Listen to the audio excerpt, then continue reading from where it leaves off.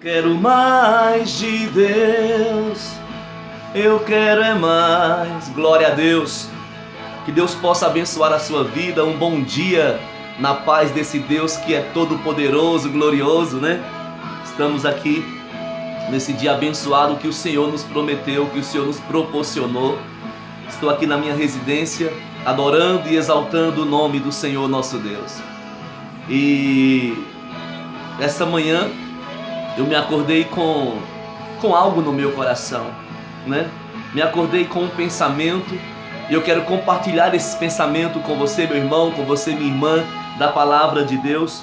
E eu quero falar um pouco sobre um personagem que é pouco se pregado, pouco se fala dele nas igrejas, mas ele teve uma importância terrível no Evangelho, né? É um homem muito cheio do Espírito Santo, que pouco se fala, mas teve uma participação na vida, no ministério de Cristo, nos planos de Deus, tremendamente. Glória a Deus. Quero mandar um abraço para todos vocês que estão aí compartilhando nossos vídeos, que estão nos ajudando, né, a proclamar o Evangelho, a anunciar o reino de Deus e a sua justiça. E eu quero falar nessa manhã sobre um homem chamado José. Não o José do Egito, não o José, o pai de Jesus, mas existe outro José. Tem tanto José, né? Tem José que é o irmão de Jesus, mas existe um José chamado José de Arimateia, né? E eu quero ler com os irmãos no Evangelho de Lucas, capítulo, deixa eu ver aqui, 23, capítulo 23, verso de número 50.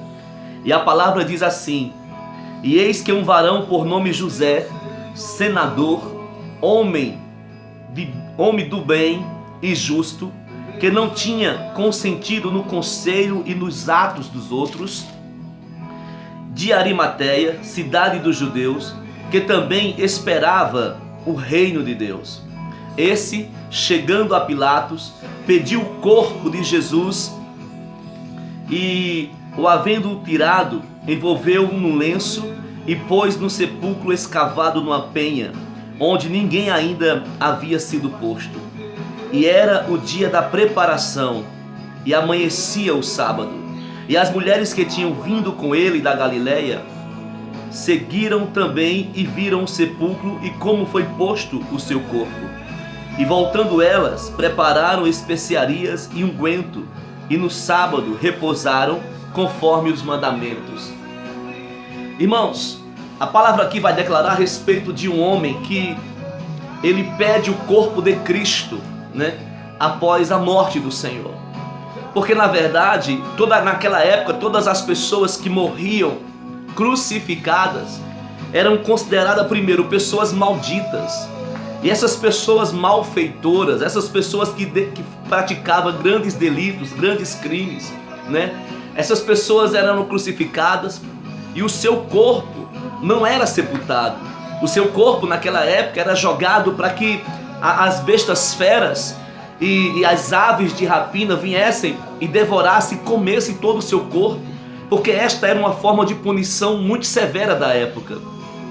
A palavra do Senhor vai declarar que uma certa feita, quando Jesus ele vai entrar em Jerusalém, ele chora, né? Ele começa a chorar ao entrar e ele começa a falar algumas coisas. A Bíblia chega a falar que uma certa feita ele olha para o seu povo e diz: olha, quantas vezes eu quis ajuntar vocês como uma galinha ajunta os seus pintinhos debaixo das suas asas, mas vocês me rejeitaram. Quantos profetas eu enviei até vocês, para trazer vocês até mim, mas vocês mataram os profetas. E o interessante é que naquele momento, Jesus então começa a propagar o Evangelho, começa a anunciar o Evangelho. No livro de Lucas, né, vai também contar a história desse homem chamado José de Arimateia, de João, de Marcos, de Mateus. Quem era Arimateia? A Bíblia diz que esse homem ele era rico, Arimateia era rico. A Bíblia também vai dizer que ele era senador, ele era membro do Sinédrio, né? Sinédrio era como se fosse uma das maiores faculdades daquela época de magistratura. aonde formava grandes magistrados judaicos, e aí judeus. Então ele era um homem, além de ser rico por herdar uma herança muito grande do seu pai, ele era comerciante.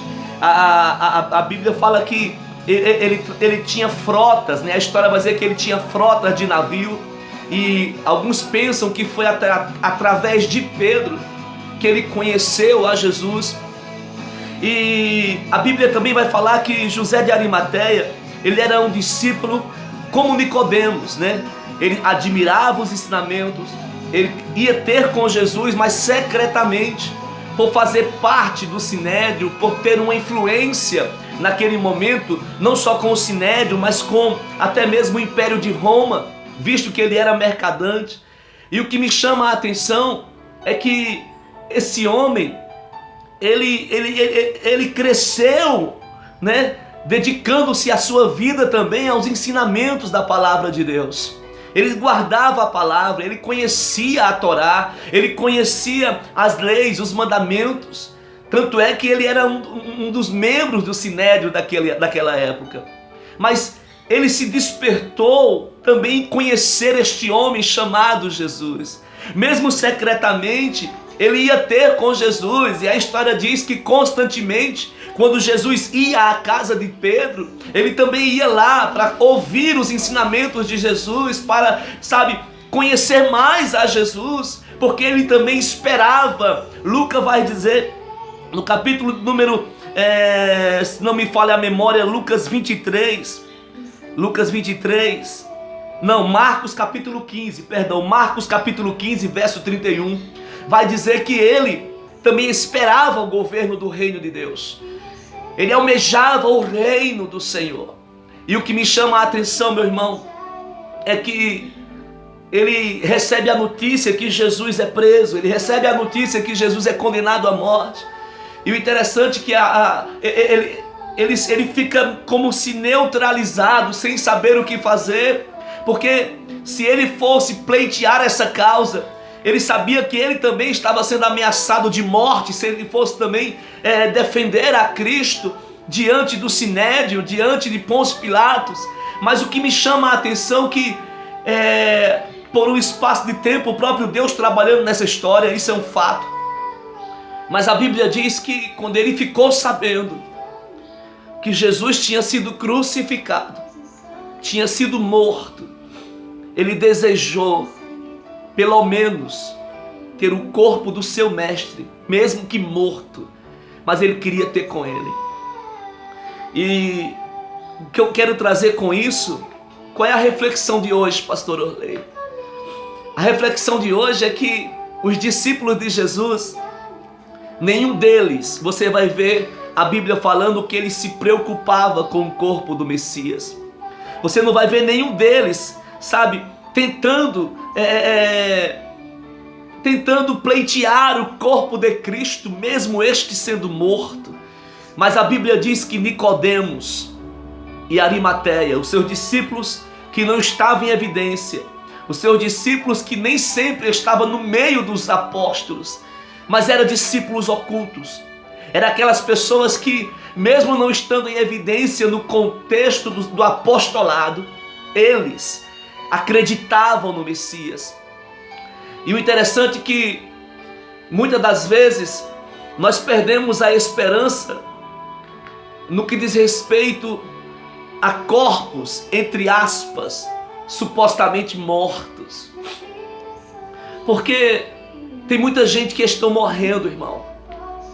Tem muita gente morrendo. O apóstolo Paulo, no capítulo de número 11 de 1 Coríntios, ele fala para a igreja, dizendo que na igreja tinha muitos fracos, doentes e outros que adormeciam, e a outra tradução fala que já estão mortos.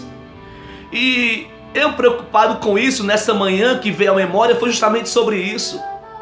Quem se importa com alguém que está, entre aspas, morto? Quem se importa com aquela pessoa que saiu da igreja por circunstância não sei qual? Quem vai de se importar com pessoas que, quem sabe, um dia, caminhou junto com você, andou com você? e até adorou a Deus juntamente com você. O tempo passou, situações aconteceram, sabe? Ciladas do diabo foram feitas, armadilhas de Satanás foram criadas, sabe? Estratégias demoníacas foram lançadas. E você conhece pessoas que caiu em laço, conhece pessoas que estão aprisionadas, você conhece pessoas que espiritualmente a impressão que você tem é que estão mortas. Mas a visão que eu quero que você tenha não é simplesmente enxergar a morte em si do outro, mas a questão é: quem se importa com um corpo morto? José acreditava nos ensinamentos de Cristo. Ele acreditava, Jesus, nos seus ensinamentos. Jesus nunca deixou de ensinar, dizendo que era necessário que ele fosse preso, que ele sofresse, era necessário até que ele fosse morto e sepultado. Mas ele também falava: olha, no terceiro dia eu vou ressuscitar. Já pensou se Jesus fosse lançado o seu corpo, sabe, exposto sobre o chão, sem um sepultamento, aonde as bestas feras iam dilacerar o seu corpo, arrancar a sua carne, despedaçar? Mas isso também aconteceu porque Isaías também fala sobre isso, que ele foi sepultado entre os ricos. Então José de Arimateia era um homem rico, ele conhecia os evangelhos, conhecia as escrituras, e com certeza ele entendeu a revelação de Deus em sua vida. Mas o que me chama a atenção é que ele se interessou por um corpo morto. Ele acreditava naquele corpo que estava morto, que era o Filho de Deus, que Deus tinha um plano, que Deus tinha algo forte naquele lugar. E eu quero falar para você, meu irmão, tem muita gente morrendo. Algumas, na verdade, estão mortas espiritualmente. E muitas das vezes nós estamos em casa com os braços simplesmente cruzados, não fazemos nada, porque é mais fácil apontar, é mais fácil jogar pedra, é mais fácil dizer: está nessa situação porque mereceu. É mais fácil dizer que, olha, foi avisado, tá vendo? Agora está nessa situação, é mais fácil. Mas isso não é evangelho. Sabe, soldado que é verdadeiro soldado não abandona o seu colega de batalha, mesmo este estando ferido. Existe um filme chamado Até o Último Homem. Conta a história de um soldado cristão que, em meio à guerra, sabe, vendo seus amigos sendo bombardeados pelo inimigo, ele colocou no seu coração dizendo: eu vou resgatar todos, até o último que sobrar. Então nós temos que parar de deixar o apontar de dedo. Temos de parar de cruzar os braços. O evangelho de Cristo é um evangelho acolhedor. Jesus ainda ele ressuscita os mortos. Jesus ainda ele cura as feridas. Jesus ainda alegra o triste. Jesus ainda fortalece o fraco. Jesus ainda levanta o caído. E ele quer fazer isso, mas através da sua vida. Ele quer mudar esse nosso entendimento, mudar a nossa mente, sabe? Irmão, nós temos que entender que o Senhor quer nos usar nesses últimos tempos para restaurar a sua casa primeiro, porque dentro da sua casa tem pessoas que estão mortas espiritualmente, tem pessoas que o seu ministério, o seu chamado, a sua vocação estão sendo sepultados e enterrados, e é necessário que o Espírito Santo use alguém no poder da sua ressurreição para tocar nessas pessoas, essas pessoas voltarem a ter vida. E o Senhor quer usar a mim, o Senhor quer usar a você. Então, meu querido, alguém se importou com o corpo morto. A questão é: vamos nós se importar também? Vamos ter essa visão? A Bíblia diz que José, sabe, ele chama Jesus, ele chama Nicodemos, fala: vamos lá, ele é nosso mestre, ele comeu conosco, nós adoramos juntos, nós ouvimos até mesmo as suas palavras, é de Deus, vamos atrás. E José de Arimateia, Nicodemos e Maria Madalena, Maria mãe de Jesus, outras mulheres foram até Jesus, pegaram o seu corpo, levaram até o sepulcro e ali o embalsamaram não como os egípcios, mas na verdade ungia o seu corpo com óleo, né? enfaixava seus braços, enfaixava suas pernas e cobria o seu rosto com um lenço. Mas eles estavam lá preocupados com aquele corpo. Mas a Bíblia diz que ao terceiro dia Jesus ressuscitou. Ao terceiro dia Jesus ressuscitou. Irmãos, acredite, acredite, sabe? Acredite que ainda existe esperança para aqueles que fraquejaram, para aqueles que infelizmente tropeçaram, caíram.